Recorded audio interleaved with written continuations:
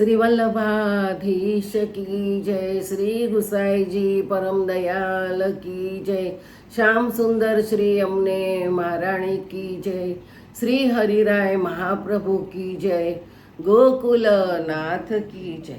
આપણે 84 વૈષ્ણવની વાર્તાનું રસપાન કરીએ છીએ. તેમાં વાર્તા 54મી આવી છે. આચાર્યજી મહાપ્રભુજીના સેવક અચ્યુતદાસ સનોડિયા બ્રાહ્મણ મથુરાના વાસી, તેમની વાર્તાનો ભાવ કહીએ. ભાવ પ્રકાશ. એ અચ્યુતદાસ લીલામાં લલિતાજીની સખી છે. મથુરા એનું નામ છે. એ એવું વચન બોલે છે માનો અમૃત શ્રવી, બધાને પ્રિય છે. તે અચ્યુતદાસ મથુરામાં એક સનાઢ્ય બ્રાહ્મણના ઘરે જન્મ્યા. તે વર્ષ 9ના થયા ત્યારે માતા પિતાની સાથે દિવાળીએ ગોવર્ધનની પરિક્રમા કરવા આવ્યા. તે અચ્યુતદાસનું મન ગોવર્ધનની શોભા જોઈ ત્યાં લાગી ગયું. ત્યારે મા બાપને કહે, હું તો ગોવર્ધનમાં રહીશ. અચ્યુતદાસનું મન ગોવર્ધનની શોભા જોઈ ત્યાં જ લાગી ગયું. ત્યારે પિતાએ કહ્યું, કેમ બેટા વૈરાગી થવાનું મન છે?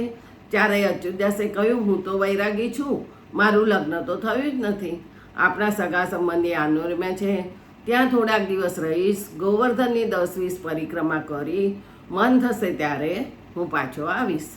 ત્યારે મા બાપ અચ્યુતદાસને સંબંધીને સોંપીને મથુરામાં આવ્યા.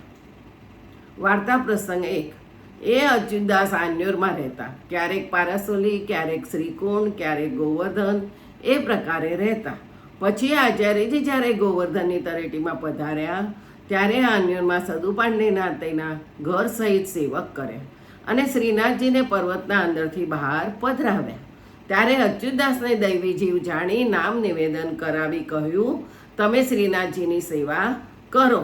ત્યારે અચ્યુતદાસે આચાર્યજીને દંડોત કરી વિનંતી કરી, મહારાજ, મારા ઉપર એવી કૃપા કરો કે એકાંતમાં રહું અને માનસી સેવામાં મન લાગે. ત્યારે શ્રી આચાર્યજીએ પોતાનું ચરણામૃત આપ્યું. તેનું અચ્યુતદાસે પાન કરી હાથે લગાડી અને નેત્રોને લગાડી, મસ્તક ઉપર લગાડી હૃદયથી લગાડ્યું એટલે અચ્યુતદાસના નેત્ર અલૌકિક થઈ ગયા. લીલાના દર્શન કરવા લાગ્યા. ભાવ પ્રકાશ. જેમ મર્યાદા માર્ગમાં મહાદેવજી ગંગાજીને મસ્તક ઉપર ધરી ભક્તરાજ થયા, તેમ અચ્યુતદાસ શ્રી આચાર્યજીનું ચરણોદક માથે ધરી તેની છાયામાં સદા રહ્યા. હૃદયે લગાડ્યું એટલે બધી લીલાના માર્ગના સિદ્ધાંત હૃદયરૂઢ થયા. પછી આચાર્યજીએ સિદ્ધાંત મુક્તાવલી ગ્રંથ કરીને ભણાવ્યો.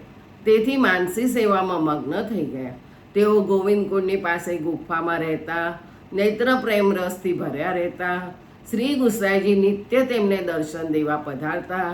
ઉપરનો હાવભાવ મર્યાદા રાખવા માટે કહ્યો, પરંતુ શ્રી ગુસાઈજી તો તેમના દર્શન કરવા પધારતા, કારણ કે શ્રી ગુસાઈજીને શ્રી આચાર્યજીનો અનુભવ તેમનામાં થતો.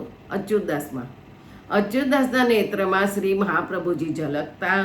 તેથી શ્રી ગુસાઈજી મારની રીતિ ભ્રાંતિ, શ્રીનાથજીના લીલાનો ભાવ વગેરે તેમને પૂછીને બહુ પ્રસન્ન થતા. તે અચ્યુતદાસ પરમાર્થી પણ એવા હતા કે ભગવાનદાસને શ્રી ગુસાઈજીને સેવામાંથી કાઢેલા તે ફરી વિનંતી કરી ભગવાનદાસનો સેવામાં અંગીકાર કરાવ્યો. જે સામગ્રી શ્રી ગુસાઈજી શ્રીનાથજીને ધરતા તેનો અચ્યુતદાસ ગોવિંદકુંડ ઉપર બેસીને બધો જ અનુભવ કરતા અને શ્રી ગુસાઈજીને બધું કહેતા. આ જ આ સામગ્રી સુંદર થઈ. આ પ્રકારે શ્રીજીએ સામગ્રી અંગીકાર કરી વગેરે કહેતા. તેથી શ્રી ગુસાઈજી અચ્યુતદાસ પાસે રાજભોગ ધરી નિત્ય પધારતા. તે અચ્યુતદાસની વાર્તાનો બહુ પ્રકાશ નથી કર્યો, કેમ કે તેમને વિપ્રયોગ સિદ્ધ થયો.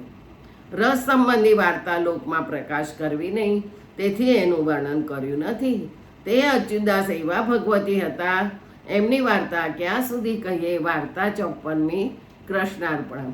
જય જય શ્રી ગોકલેશ. કાલે વાર્તા 55મી અચ્યુતદાસ ગૌડ બ્રાહ્મણની આવશે.